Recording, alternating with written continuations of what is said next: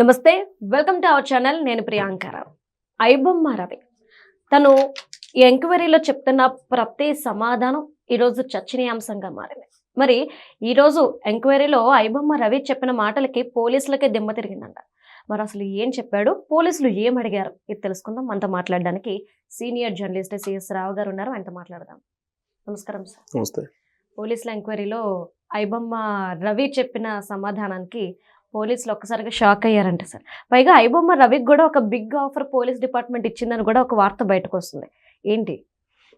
ఐబొమ్మ రవిని అరెస్ట్ చేసిన తర్వాత పోలీసులు విజయం సాధించామని వాళ్ళు అనుకుంటున్నారు, కానీ పోలీసులు విమర్శలు ఫాలో అవుతున్నారు. ఎందుకనంటే అతనికి పోలీస్ జాబ్ ఇస్తామని చెప్పి ఆఫర్ ఇచ్చారంట విచారణలో. ఇవాళ వచ్చినటువంటి న్యూస్ అదే.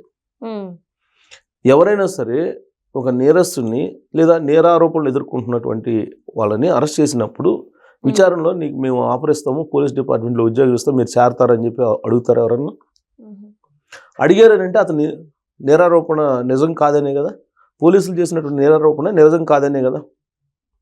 ఇప్పుడు ఆయన పైన నేరారోపణ మోపారు, పైరసీ చేస్తున్నాడని చెప్పి నేరారోపణ మోపి 25,000 సీడీలు లేదంటే 25,000 సినిమాలకు సంబంధించినటువంటి పైరసీ చేశాడు అనేటువంటి నేరారోపణతో ఆయన అరెస్ట్ చేశారు. అరెస్ట్ చేసినప్పుడు పోలీస్ డిపార్ట్మెంట్లో జాబ్ ఇస్తానని చెప్పి ఎలా విచారణలో వీళ్ళు అడుగుతారు?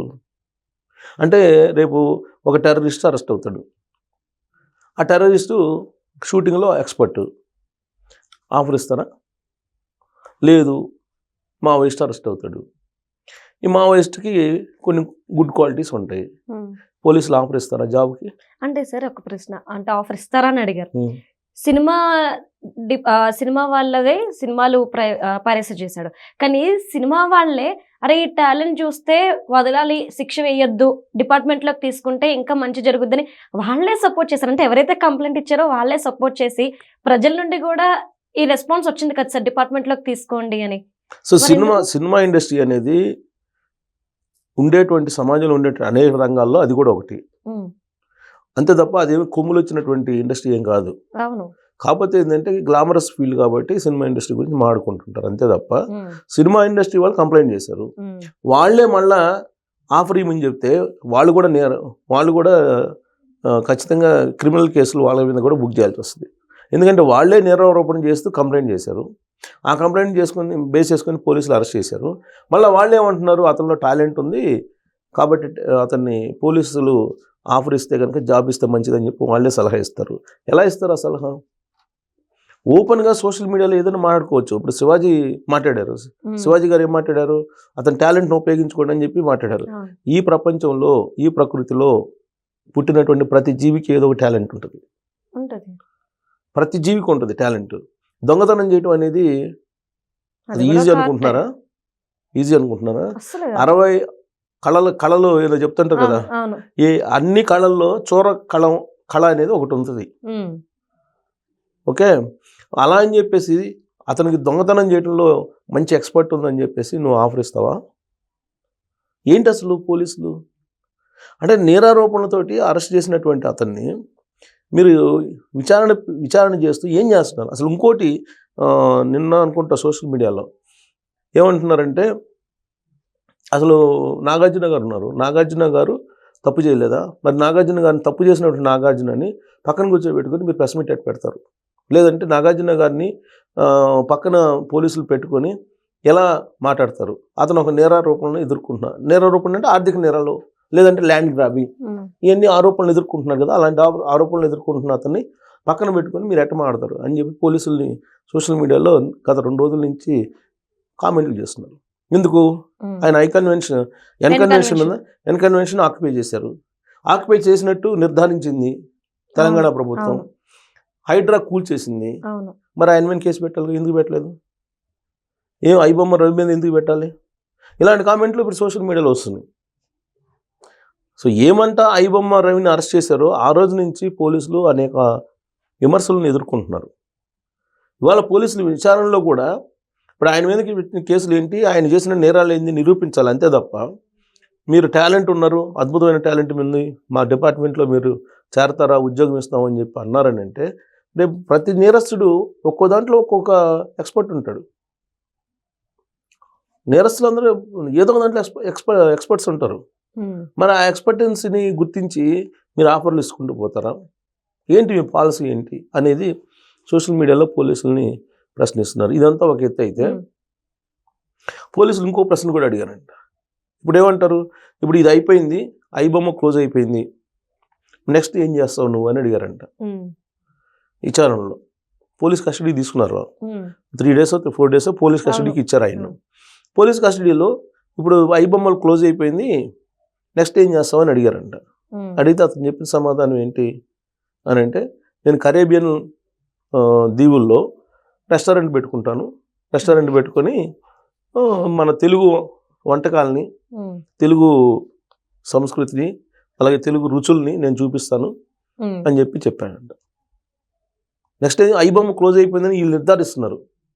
అట్ ద సేమ్ టైం ఇంకోటి ఏందో తెలుసా, ఐబొమ్మ క్లోజ్ కాల. ఐబొమ్మ ఇప్పుడు రవి కంటే కూడా బాగా పైరసీ చేసేటువంటి వాళ్ళు, సైబర్ నేరాలు చేసేటువంటి వాళ్ళు వాళ్ళ టీంలో ఉన్నారని చెప్పి పోలీసులే అనుమానిస్తున్నారు విచారణలో. మరి ఐబొమ్మ ఎలా క్లోజ్ అవుతుంది? ఐబొమ్మ కాబట్టి ఇంకొక బొమ్మ వస్తుంది.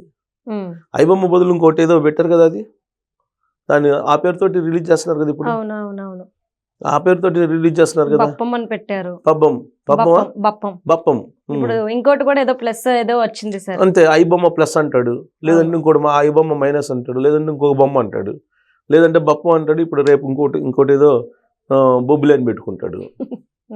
ఏదో పెట్టుకుని చేసేవాళ్ళు. ఇప్పుడు రవికుమార్ని అరెస్ట్ చేసినంత మాత్రాన సినిమా ఇండస్ట్రీకి పైరసీ ఆగిపోతుంది, పైరసీ ఉండదు అనుకోవడానికి లేదు. అదేదో ఒక్క మనిషి చేసేది కాదు కదా, ఒక పెద్ద టీమే ఉంది. ఆ టీం కూడా ఎక్కడ ఉంది? ఇండియాలో ఉందా? ఇండియాలో లేదు. ప్రపంచవ్యాప్తంగా వాళ్ళ టీం ఉంది. వాళ్ళు చేయకుండా ఎందుకు ఆగుతారు? ఎందుకు కాముకుంటారు? ఎట్టి బస్సులో కాముకుంటారు. పైరసీ ఖచ్చితంగా కంటిన్యూ అవుతుంది. ఇది తెలిసి కూడా పోలీసులు ఐబొమ్మ క్లోజ్ అయిపోయింది కదా, నెక్స్ట్ ఏం చేస్తావు అని చెప్పి ఆయన అడగడం. ఆయన ఏం చెప్పాడు, సింపుల్గా చెప్పేశాడు, కరేబియన్ దీవుల్లో రెస్టారెంట్ పెట్టుకుంటానని. అంతే తప్ప పోలీస్ డిపార్ట్మెంట్లో నేను మీకు సేవలు చేయను, నా టాలెంట్ని నేను మీకు ఇవ్వాల్సిన అవసరం లేదు అని చెప్పాడు. అది ఏ విధంగా తీసుకోవాలి పోలీసులు విచారణ? మరి పోలీసులు విచారణలో ఆ విధంగా రెస్పాండ్ అయ్యాడంటే అతను ఏ విధంగా మనం భావించాలి? అతనికి తన మీద ఒక క్లారిటీ ఉందని. అతనికి క్లారిటీ ఉంది, లేదు ఎవరికి? మనకి, పోలీసులకి లేదు. మనకు కాదు, మనకు కూడా క్లారిటీ ఉంది, పోలీసులకే లేదు. ఇప్పుడు పోలీసులు ఇప్పుడు వాళ్ళు ఎవరో సోషల్ మీడియాలో రకరకాల అభిప్రాయాలు చెప్తుంటారు. అంత మాత్రం చేత ఆ అభిప్రాయాలని బేస్ చేసుకొని మేము ఆఫర్ ఇస్తాం ఉంటారా అడిగితే, రవికుమార్ కన్నా ఎక్స్పర్ట్స్ చాలామంది ఉన్నారు. సైబర్ సెక్యూరిటీకి సంబంధించి కోర్సులు చేసినటువంటి వాళ్ళు చాలామంది ఉన్నారు. ఈ పైరసీలకి కట్టడి చేసే ఎక్స్పర్ట్స్ బోల్డ్ ఎంతమంది ఉన్నారు మార్కెట్లో. మీరు వాళ్ళని ఆఫర్ చేసి మీరు టెస్టులు పెట్టుకొని టాలెంట్ని గ్యాదర్ చేసుకోవాలి. కానీ ఒక నేరారోపణ ఎదుర్కొంటున్నటువంటి అతన్ని విచారణలో ఈ విధమైనటువంటి విచారణ చేసి మీరు ఆఫర్ ఇస్తున్నారంటే మరింత అబ్బాస్ పాలు కావటమే కదా. అసలు రవికుమార్ని అరెస్ట్ చేశారా వీళ్ళు, లేదంటే వాళ్ళ సతీమణి ఇచ్చిన ఇన్ఫర్మేషన్కి వీళ్ళు అరెస్ట్ చేశారా అనేది ఒక అంశం. ఇంకోటి ఏంది, అసలు వీళ్ళు ఛాలెంజ్ చేశాడు కాబట్టి మేము అరెస్ట్ చేసామని అన్నారు. అంటే ఛాలెంజ్ చేయకపోతే అరెస్ట్ చేయరా మీరు? రవికుమార్ ఛాలెంజ్ చేశాడు అంటే ఛాలెంజ్ అన్నారు కాబట్టి సార్, పొద్దున్న నేను ఒకటి సిపి గారికి మరో ఛాలెంజ్ వచ్చిందంట, ఛాలెంజ్ చేశారు కాబట్టి అరెస్ట్ చేశారు అని చెప్పి ఒక 10 ఛానల్ వరుసగా వచ్చినాయి అంట సోషల్ మీడియాలోకి. ఇప్పుడు వీటిని ఏం చేస్తారు, ఎలా పట్టుకుంటారు అని చెప్పేసి ఇప్పుడు నెటిజన్లు కూడా కామెంట్స్ చేస్తున్నారు. ఇప్పుడు నెట్జన్లు రవికుమార్ వైపు ఉన్నారండి. అవును సార్. ఎందుకున్నారంటే పోలీసులు చేస్తున్నటువంటి నిర్వాహకం కారణంగా. ఇప్పుడు ఛాలెంజ్ చేయకపోతే, ఇప్పుడు ఆల్రెడీ రవికుమార్ ఛాలెంజ్ చేశాడు, మీకు చేతనైతే పట్టుకోండి, మీ పట్టుకుంటే మీ సంగతి చూస్తాను, మీ మొత్తం బతుకులు బయట పెడతానని చెప్పి ఛాలెంజ్ చేశాడు. అందుకని మేము అరెస్ట్ చేసామని చెప్తున్నారు వీళ్ళు. ఛాలెంజ్ చేయకపోతే ఇంక చేయరా, పైరసీని పట్టుకోరా? రవికుమార్ని అరెస్ట్ చేసి లోపల పెడితే పైరసీ ఆగిపోతుందా? చెప్పమనండి వాళ్ళని. అంటే రవికుమార్ ఐబొమ్మ కంప్లైంట్ ఇచ్చారు కాబట్టి అరెస్ట్ చేశారు సార్. మూవీ రూల్స్ లాంటివి ఇంకా ఉన్నాయిగా, వచ్చిందే మూవీ రూల్స్, ఐబొమ్మ లేటెస్ట్ అంతే. నేను అదే చెప్తుంది, బోల్డన్ ఉన్నాయి. ఐబొమ్మ కాబట్టి ఇంకో బొమ్మ, బప్పం లాంటిది ఓల్డ్ బోల్డన్ ఉంటాయి. మరి వీళ్ళందరినీ ఏంటి అంటే రవికుమార్ని అరెస్ట్ చేసినంత మాత్రం మొత్తం పైరసీ ఆగిపోయినట్టు వీళ్ళు అనుకుంటున్నారా?